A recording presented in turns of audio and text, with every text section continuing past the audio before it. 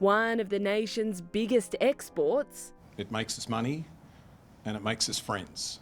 International student numbers are being capped. This is just about setting the system up in a better and a fairer way. Under the plan, the number of full fee paying international students able to start study at Australian universities and vocational institutions would be capped at 270,000 next year.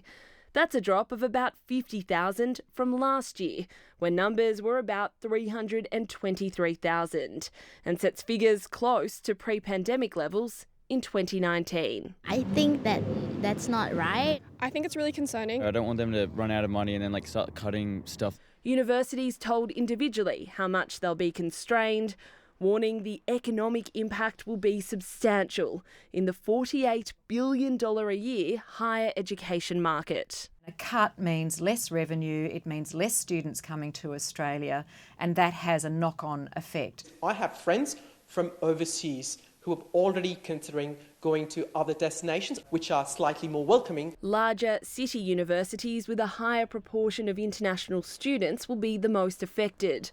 Regional universities will be allowed to enrol more. This is really making up for pretty devastating unintended consequences of previous policy regimes. Since Labor was elected, the number of foreign students coming into the country has more than doubled, and that's placed enormous pressure, particularly on the housing market.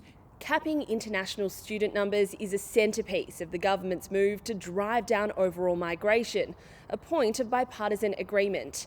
But beyond that, there's little consensus, especially on what these reductions will mean for the hot housing and rental markets.